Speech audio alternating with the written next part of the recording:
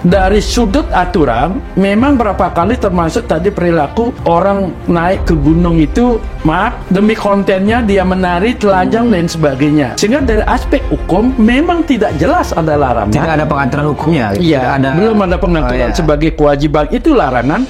Tapi aspek pemberlakuan hukum adat itu adalah asas kepatutan dan kepatuhan. Patutkah orang telanjang? Tidak patut. Patutkah dia begitu naik sebagai kawasan suci melakukan sesuatu yang tidak etik dengan perilaku yang menurut di negaranya sangat riba? Tentu tidak patut. Saya setuju sekali dengan apa yang disampaikan Bapak Kapolda tentang bagi yang memviralkan pun kena hukum gitu. Seperti pepatah orang Bali kan mengecuh marat menek. Kalau itu kita sama-sama kita viralkan, ya sama-sama juga kita yang mendapatkan dampak tentang negatifnya pariwisata Bali itu sendiri. Di samping itu ada edukasi, ada sosialisasi.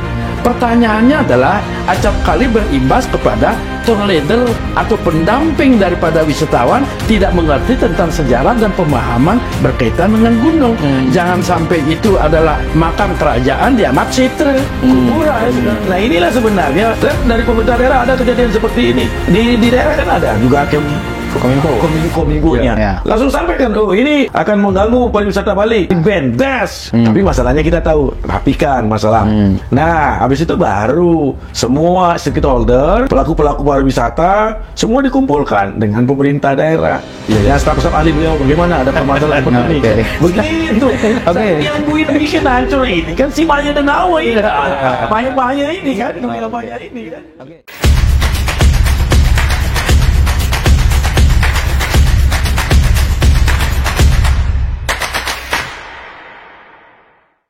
Persoalan orang asing yang berulah di Bali terus saja terjadi, menjadi sorotan dan perhatian kita bersama.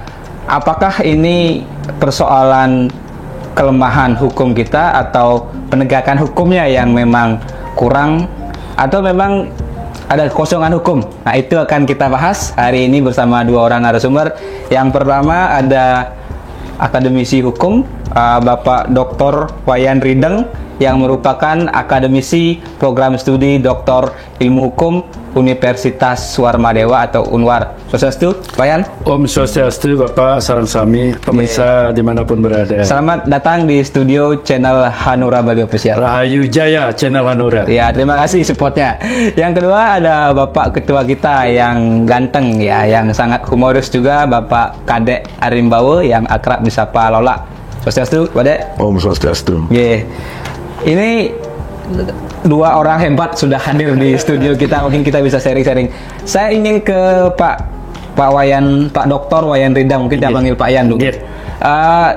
Apa sebenarnya yang terjadi, Pak? Ini kita sangat tergelitik gitu. Banyak persoalan orang asing di Bali yang berulah. Kemarin terakhir yang soal viral yang bugil ya di Ubud, kemudian persoalan-persoalan sebelumnya termasuk banyak yang mengambil pekerjaan orang lokal kita, bahkan sampai ada yang punya KTP dan banyak hal sampai kita yang tadi juga ada yang menikam lokal. Ini kita sampai memikirkan apa yang terjadi sebenarnya dengan Bali. Ini apakah dari perspektif hukum kita bicara, karena Pak Yan juga seorang akademisi hukum, apa yang sebenarnya terjadi? Apakah karena penegakan hukum kita lemah, pengawasannya lemah, atau tadi aturannya ada tapi tidak benar-benar ditegakkan gitu?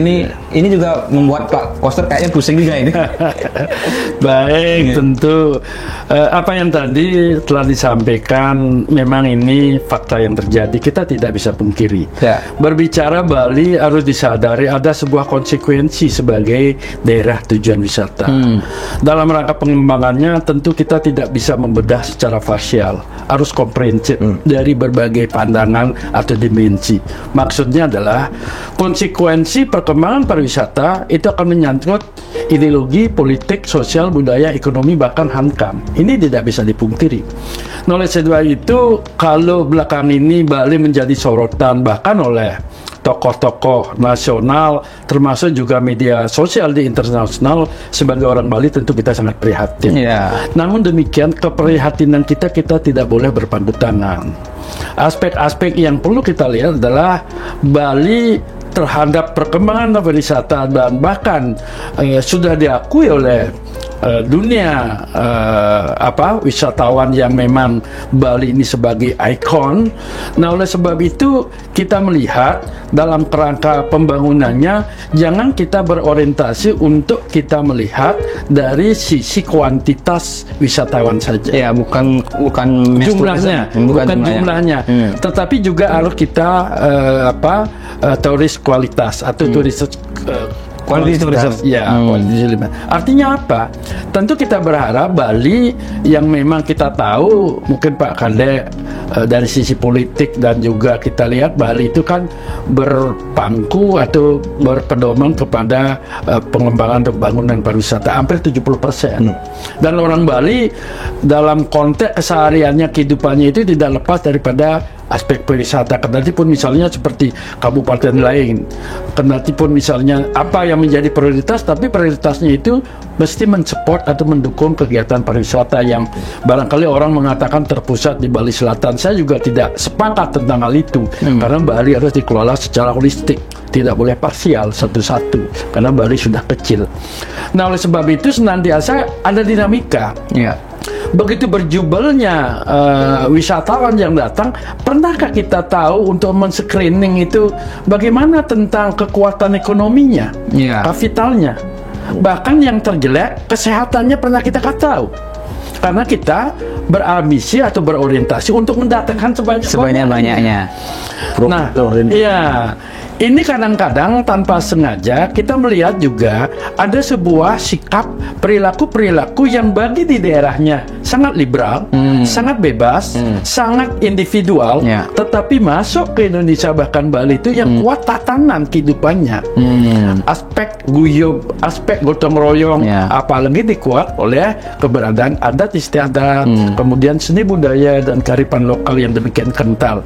Bahkan dewasa ini melalui Undang-Undang Provinsi Bali Bakade nomor 15 tahun 2023 semakin memperkuat, memberikan pengayoman, pelindungan, kepastian hukum terhadap eksistensi peranata baik itu desa adat dan sumba.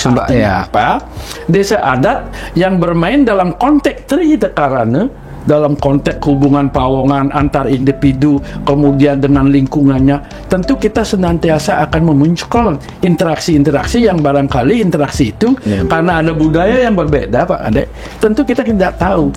Nah, oleh sebab itu saya pikir dari sudut aturan memang berapa kali termasuk tadi perilaku orang naik ke gunung itu, demi kontennya dia menari, telanjang dan sebagainya, sehingga dari aspek hukum memang tidak jelas ada larangan, tidak ada pengaturan hukumnya, belum ada pengaturan sebagai kewajiban itu larangan, tapi aspek pemberlakuan hukum adat itu adalah asas kepatutan dan kepatuhan. Patutkah orang telanjang? Tidak patut. Patutkah dia begitu naik sebagai kawasan suci melakukan sesuatu yang tidak etik dengan perilaku yang menurut di negaranya sangat riba? Tentu tidak patut. Nah, hal yang sedemikian itu terjadi bahkan karena sekarang zaman globalisasi, itu semua orang itu dapat melihatnya. Bahkan bisa saja demi konten dia melakukan tanpa melihat kepentingan yang lebih umum. Ini mungkin sebelum kita dalam bicara hukum, saya sedikit ada pertanyaan mengkritik, mungkin Pak Kadek bisa menanggapi. Ada beberapa tokoh pernah saya ajak diskusi, ada mereka beranggapan bahwa persoalan ini kan terjadi karena viralnya, karena dikontenkan, misalnya mereka berhubungan seks misalnya di gunung, itu kan tidak secara kita yakin kan itu gunung udah suci, itu hal yang tidak pantas. Tapi kan itu tidak akan menjadi persoalan kalau misalnya dia tidak kontenkan, kita tidak mungkin tahu. Padahal secara fakta mungkin gunung kita sudah tercemar kesuciannya begitu, tapi kita kan nggak tahu. Apakah memang benar ini karena memang viral dikontenkan sehingga seolah-olah persoalan ini kita seperti menjadi pemadam kebakaran semua gitu. Bagaimana mungkin Pak Kadek juga ada yang memberikan tanggapan. Yang pertama, Bali kita mengandalkan sektor pariwisata.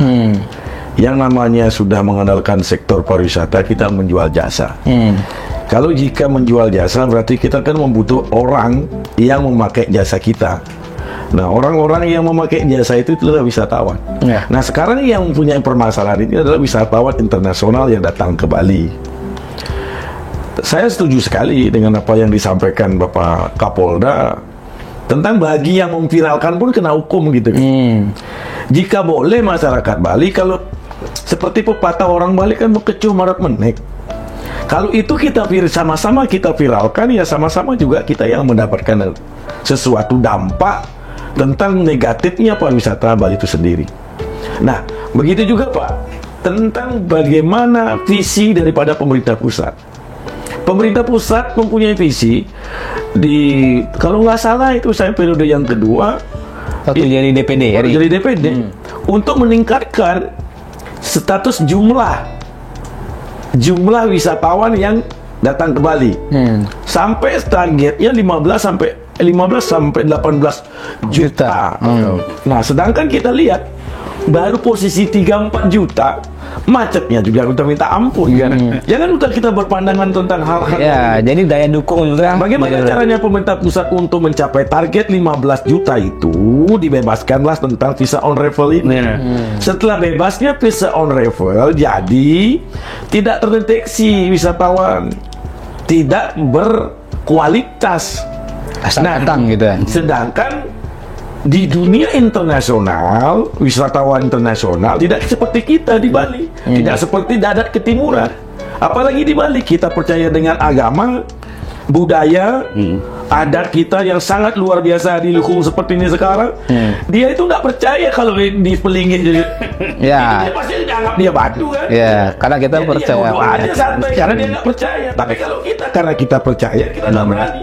Jadi tadi sebenarnya selain persoalan perbedaan kultur juga perbedaan kepercayaan ini.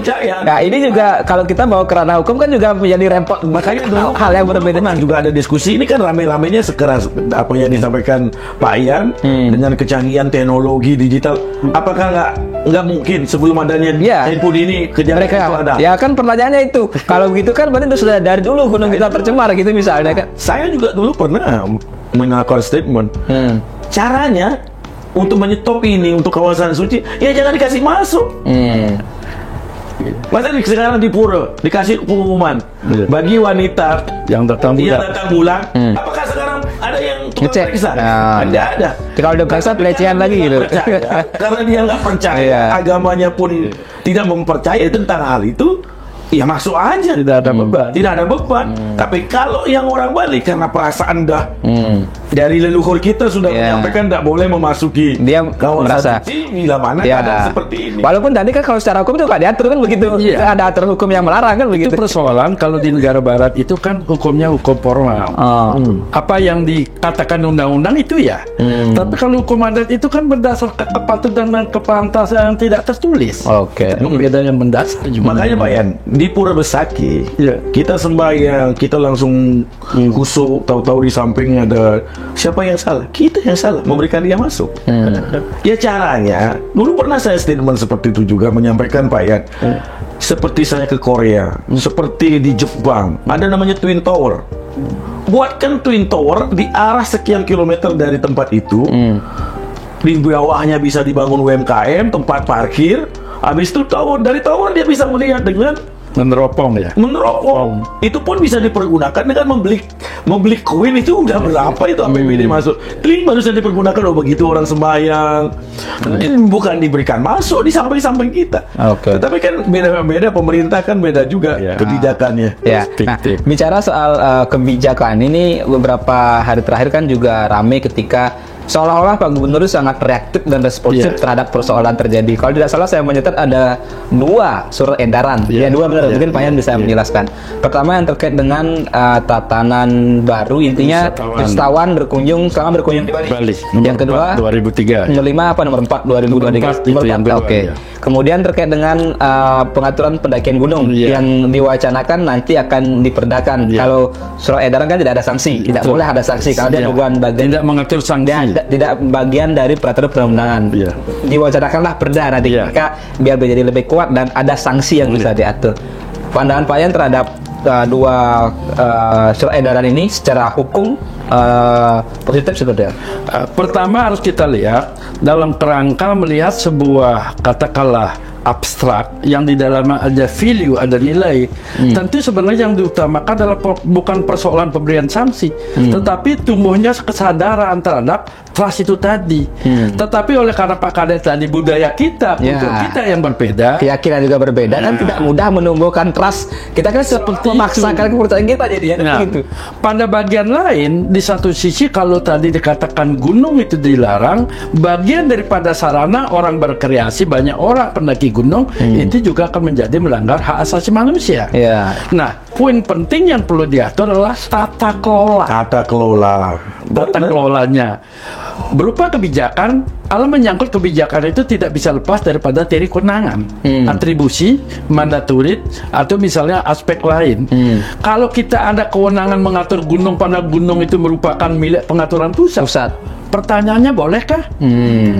Tetapi semangat, kemauan, kan boleh, tapi otoritas menjadi penting. Ya, tapi kan nanti akan dibenturkan dengan kewenangan yang lebih tinggi kan gitu. Jadi mungkin saja nanti Pak Gubernur bersama DPR membuat perda, tapi kan perda harus dikonstitusikan ke Mendagri kalau tidak salah. Paling tidak. Oleh sebab itu sistem tadi berbicara. Sistem dimaksudnya adalah apakah ada kewenangan daripada daerah dalam rangka mengatur gunung yang merupakan kewenangan pusat.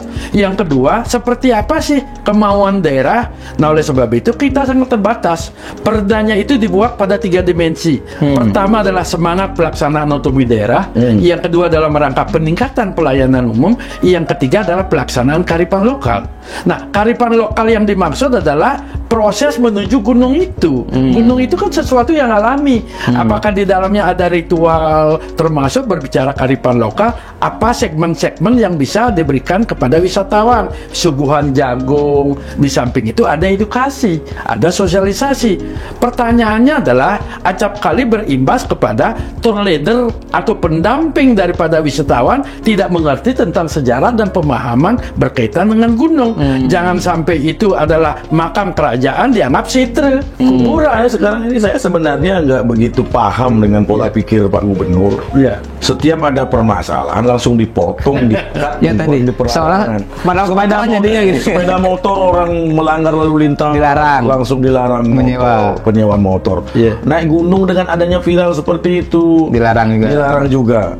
Sebenarnya kan ini sekarang udah ada yang namanya warisan beliau tentang Perda nomor 4 tentang desa adat. Kalau misalkan mau penyucian gunung, ya desa adat yang di seputaran gunung itu yang menyucikan gitu. Misalkan ada orang mau mendaki gunung, kalau memang benar-benar diawasi, yang benar, yang namanya gunung ini kan ada lereng, ada puncak tertinggi kan gitu. Ini kan di generalisir semua gunung gitu. Jadi dalam satu gunung itu kan berarti mungkin kalau kita di Bali mengenal konsep apa Trimadala ya? Artinya utama, Jabe, Jabe itu kan gunung harus diatur yang boleh masuk utama. Berarti masyarakat yang berkebun berjalan di sekian ketinggian dari kaki nggak boleh ya? Nggak boleh. Ini berarti tetapi kan subjeknya perlu diatur. Dalam ketentuan perda itu kan kepentingan politik daerah sangat penting. Lalu sebab itu betul tadi dalam rangka tata kelola itu merupakan aset daripada alam yang senantiasa memberikan potensi bagi katakanlah pendapatan daerah. Tetapi jangan lupa persoalan pariwisata harus berpikir secara berkelanjutan. Tidak semua wisatawan seperti itu. Nah, itu menjadi persoalan. Kita buat aturan bagaimana caranya yang melakukan itu tidak menjas semua wisatawan jelek gitu loh. Orang yang sekarang ini kan kebetulan viral. Mungkin Pak Gubernur harus punya penelitian yang lebih jauh atau data dari berapa ratus ribu orang naik gunung, berapa yang melakukan hal-hal begitu kan itu. Kalau hanya 0,0% kan apakah begini. Solusi yang paling awal bisa dilakukan adalah peran imigrasi. Jadi bisa saja dititip ke sana dalam rangka kembali tujuannya apa. Sehingga dari awal kita akan bisa memapping bahwasanya sekian datang seperti tadi, sekian bulan datang katakanlah sekian puluh ribu gitu misalnya, kita sudah tahu kemungkinan orang akan naik gunung sekian, sehingga sudah bisa diantisipasi. Persoalannya sering terjadi kita cuannya kita minta, tetapi tidak ada kewajiban untuk membuat infrastruktur. Kan menjadi persoalan. Makanya saya kan ngomong dulu infrastruktur nyeleneh, dibilang nyeleneh orang Bali nyeleneh nggak apa-apa. Saya setuju jalan layang. Mau gimana? Ayo. Kalau nggak mau setuju jalan layang, solusi apa? Kereta. Ayo kita bahas. Kalau misalkan mau infrastruktur baru, tanah siapa yang mau dijadikan jalan wilayah Denpasar? Habis saya memandang begini, apapun yang kita legacy yang menjadi sebuah warisan yang berbasis hukum adat, jangan kita alergi mengelola dengan tata kelola modern. Ini harus ada komitmen bersama. Mana sesuatu yang barangkali tetap dipertahankan, karena yang perlu menjadi sebuah penyesuaian. Karena memang pengalaman Pak Yan, dulu saya di DPD Pak Yan, kalau mau berdiskusi dengan masyarakat Bali itu ada 3 segmen kan, ada yang Bali Mule, ada yang menginginkan Bali seperti dulu. Kalau yang begitu kaku nggak bisa diajak kompromi. Ada orang Bali, tokoh-tokoh yang menginginkan Bali seperti sekarang, puas dengan keadaan sekarang. Tetapi ada generasi-generasi kita, orang-orang muda, anak-anak muda yang berkeinginan untuk Bali yang akan datang. Dari mana dia melihat? Dari media-media. Rajanya infrastruktur Korea dalam satu malam dia bisa memperbaiki jalan. Cina dengan membangun segini di beberapa jam jembatan sekian satu kali udah bisa. Saya setuju juga, karena dalam Pranata di desa adat itu tipe logi desa adat itu di Bali ada 3. Yang pertama adalah kuno, kemudian Bali Apenaga, yang transisi zaman Majapahit, yang sekarang hanyar. Yang hanyar itu kan yang minyu, yang dia kekinian. Tanpa dia tahu tentang hakikat perjalanan sebuah sejarah. Nah, oleh sebab itu dia melihat cara pandang seperti saat ini dan kebutuhan saat ini, mengkombinasikan itulah yang perlu penting dalam rangka untuk pengambilan kebijakan. Mungkin Bapak Gubernur melihat itu, yang saya tahu kan begitu terjadian yang Bali, yang nelpon ada orang Jakarta, malu Bapak Gubernur. Nah, mungkin rasa malu, prihatin, jengkel, marah, benci, itulah mungkin dia ekspresikan. Tetapi semangatnya mari kita yang memang luar biasa. Tetapi harus step by step. Karena memulai untuk mewujudkan perubahan tidak bisa sporadis. Harus step by step. Pelibatan stakeholder seperti apa? Seperti Pak Kadek tadi menyampaikan, menyangkut tentang pelaku wisata yang memang menyewakan sepeda motor, begitu dipotong kan dapurnya hilang. Tapi bagaimana caranya? Kendati pun tadi dikatakan perilaku wisatawan itu kan tidak sedikit juga dicontoh oleh masyarakat kita. Ini atau sebaliknya, kalau wisatawan juga mencontoh masyarakat kita. Kalau di negara kan dia nggak mungkin pakai motor. Sini dia pakai motor, kita lihat nggak pakai helm, dia nggak pakai helm juga. Kalau saya itu kan suatu statement banci jadinya.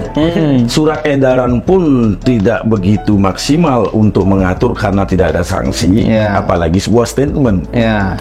Ini tentang pelanggaran jangan menyiapkan itu tidak statement, walaupun saya juga nggak tahu apa itu surat edaran. Kalau ada surat edaran itu juga nggak bakalan dijalani oleh masyarakat karena tidak ada yang namanya sanksi hukum. Tidak mengikat juga.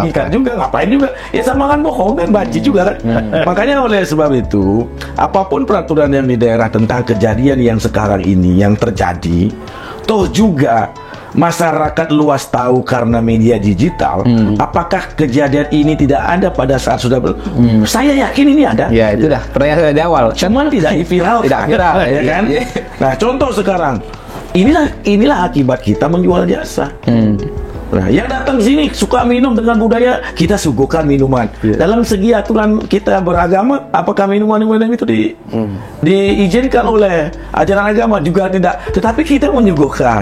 Ada provinsi di sebelah kita dengan menawarkan pariwisata, tetapi dia tidak tidak welcome dengan budaya-budaya yang datang. Dia tutup, tidak boleh jual minuman begini. Akhirnya nggak ada dia datang ke sana lagi. Atau narasi populernya ustaz halal lah mungkin bahasanya gitu. Begitu lah.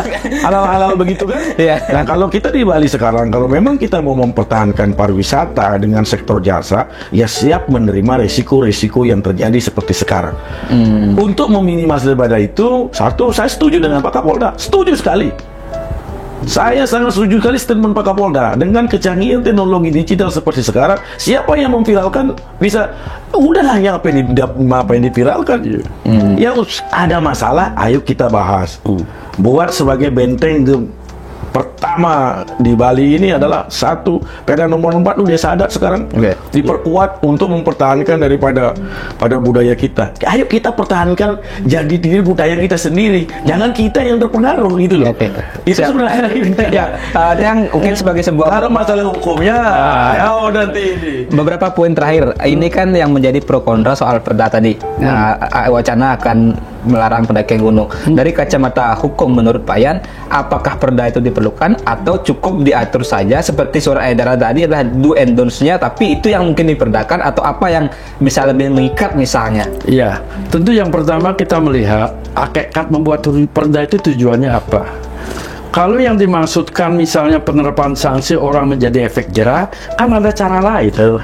Kalau saya nggak setuju dengan Nah, oleh sebab itu perda menurut Pak Gub dianggap dengan memberikan sanksi orang akan tidak mengulang. Pertanyaan apa mungkinkah? justru ada sanksi banyak orang yang melanggar loh. Artinya apa? Secara aspek hukum, kalau itu penegakan hukum, ya mau tidak mau harus membuat perda dari perspektif hukum. Tetapi kalau tujuannya nanti pariwisata di Bali di satu sisi masih berharap untuk bangkitnya dalam konteks untuk kehadiran, barangkali tata kelolanya harus dipadukan dengan berbagai stakeholder, pelibatan imigrasi, kewenangan daripada pemerintah daerah dalam misalnya membuat administrasi kependudukan. Kita kan tahu kemarin ada di Denpasar orang asing memiliki KTP, apakah prosesnya sudah benar? Itu yang kita juga geleng-geleng. Itu kan. Nah, oleh sebab itu saya pikir tatanan aturan yang ada barangkali direvisi daripada membuat baru, tetapi itu bentuk penguatan. Itu solusi yang terbaik. Jadi bukan melarang, bukan perda melarang.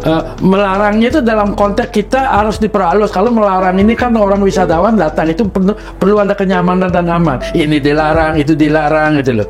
Ada aspek lain tadi penguatan basis peranata yang mengawasi. Desa adat dengan kewenangan yang ada karena memiliki otonomi. Perda itu barangkali lebih kepada tidak langsung di wisatawan, bisa saja yang menjadi katakanlah grupnya itu bisa saja sebagai itu misalnya tour leadernya diberikan izinnya itu dicabut karena dia memberikan penjelasan yang salah.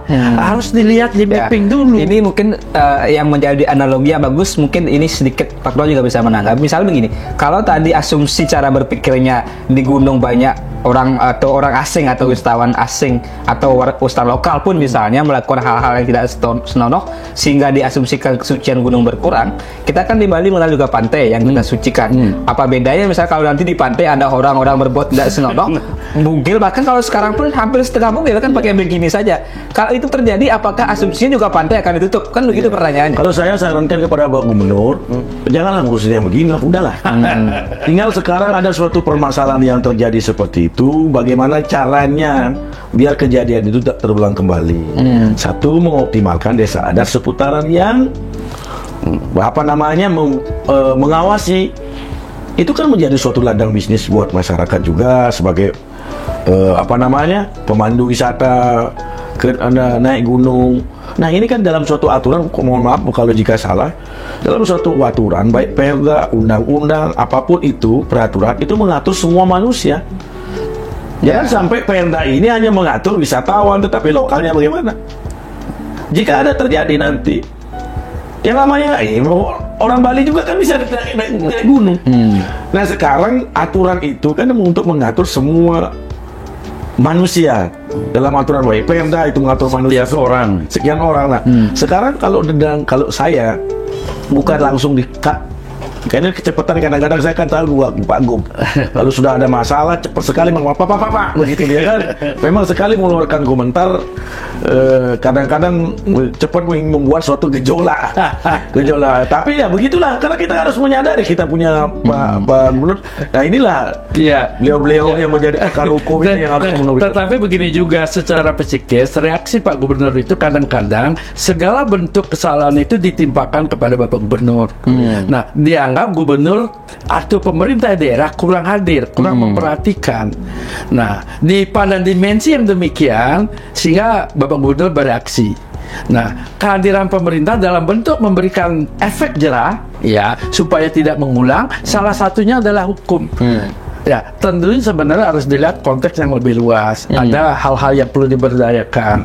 Nah, tentang tadi misalnya menyangkut bagaimana tentang orang kita tidak orang asing, orang lokal yang melakukan itu. Memang ketentuan itu kan harus juga di normanya itu mengatur terhadap bagaimana memimpin terhadap warga kita, bagaimana terhadap orang asing. Kita pastikan orang asing itu siapa sih? Orang yang tinggal di negara Indonesia bukan sebagai WNI dengan tujuan ada usaha, ada wisatawan dan sebagainya. Pastikan dulu, karena selama ini mohon maaf dengan bebas visa on arrival, jadi semua wisatawan datang itu kita tidak tahu dia itu memang penggemar wisatawan apa memang kuliner atau menghabis tunjangan sosialnya di negaranya karena dia setiap bulan itu dapat 7 juta. Ini kan persoalan juga gitu. Nah, oleh sebab itu berbicara konteks dalam tata kelola paling tidak mengantisipasi tentang perilaku orang asing ini, duduk bersama perilaku, kita buat notice dengan berapa mapping yang ada, kita coba negara-negara yang mungkin seperti sekarang kan Rusia katanya. Temperamen orang Rusia apalagi di negaranya lagi perang. Melihat kondisi keluarganya aman dan tidak. Nah, ini harus ada pendekatan yang psikologis. Orangnya datang ke sini kan udah emosi-emosian orangnya. Saya pikir seperti itu. Siap. Dan lagi satu yang terakhir, yang belum dilakukan oleh pemerintah, baik pemerintah daerah, pemerintah pusat. Sumbernya kan media ini kan. Sumbernya media tentang pengiriman. Kenapa kok daerah khususnya Provinsi Bali tidak menyampaikan kepada Kominfo? Bila mana ada video kayak begitu langsung aja BEM. Permasalahan yang kita udah tahu. Ini kan kementerian ini kan langsung. Jangan sampai dibuat suatu viral dan diberikan liar begitu. Nah, inilah sebenarnya dari pemerintah daerah ada kejadian seperti ini. Di daerah kan ada juga Kominfo-nya. Langsung sampaikan ini akan mengganggu pariwisata Bali di apa namanya, di BEM apa namanya itu? Di BEM. Nah, di BEM, sudah. Tapi masalahnya kita tahu, rapikan masalah. Habis itu ada satu, habis itu ada viral lagi, BEM lagi, Nah, habis itu baru semua stakeholder, pelaku-pelaku pariwisata semua dikumpulkan dengan pemerintah daerah dan staf-staf ahli beliau bagaimana ada permasalahan seperti ini. Begitu. Yang bikin hancur ini kan si Maya dan Awa ini. Maya ini kan, Maya ini kan. Terakhir sebagai sebuah closing, ini kan Pak Gubernur sudah tanda kutip mau pensiun nih berapa bulan ke depan. Tapi di ujung beliau pensiun malah dirujak gitu sama netizen gitu dengan berbagai kebijakan yang dianggap kontroversial. Pesan Pak Yan nantinya apakah semua bisa selesai dengan hukum, apakah semua bisa selesai dengan perda? Persoalan sebagai seorang pemimpin tentu di dalam mengambil sebuah sikap sebagai bentuk kebijakan tentu ada pro dan kontra. Tidak bisa kita memuaskan kelompok-kelompok masyarakat tertentu. Oleh sebab itu sepanjang niat baik dalam rangka kebijakan melalui produk dan sebagainya, saya pikir going saja. Tetapi di dalam perjalanan nanti ada hal-hal tadi, saya pikir kan tidak alergi sebuah produk hukum untuk kita tinjau, untuk kita revisi. Sehingga menjadi ada kepastian hukum, menjadi ada perlindungan hukum. Yang terakhir adalah ada kehadiran pemerintah, dalam hal ini gubernur, sebagai bentuk tanggung jawab terhadap pembangunan di Bali. Pertama yang saya ingin simpulkan, Bali adalah daerah pariwisata. Kita mengandalkan sektor jasa. Jika kita mengandalkan sektor jasa, berarti disinilah tempat berkumpulnya orang-orang berbagai budaya dari seluruh dunia ada di Bali. Nah, bagaimana caranya kita untuk tetap menjadi pariwisata unggulan, budaya-budaya yang positif dari luar kita terima dengan baik, begitu juga budaya-budaya negatif dari luar kita saring, kita tidak langsung larang, tetapi karena dia membawa di dirinya masing-masing, kita membuatkan suatu aturan-aturan yang memang berpihak kepada masyarakat itu sendiri lewat kultur di desa itu masing-masing, penguatan desa adat yang harus kita lakukan sekarang. Terima kasih, luar biasa ini sharing dari perspektif hukum, perspektif politik juga disampaikan oleh Pak Gadet. Jadi intinya kita berharap apapun kebijakan Pak Gubernur, baik itu pro atau kontra, disetujui atau tidak disetujui oleh publik, oleh netizen, itu kita lihat sebagai sebuah ikhtiar, sebagai sebuah upaya kecintaan beliau kepada Bali, tapi kita juga yang memberikan kritik, kan kecintaan kita juga kepada Bali gitu. Jadi sama-sama kita mencintai Bali, sama-sama kita berpikiran terbuka. Sukses semua Pak Yan, Pak Dek. Rajang sarang-sarang. Ya, kita sambung di kesempatan berikutnya. Terima kasih.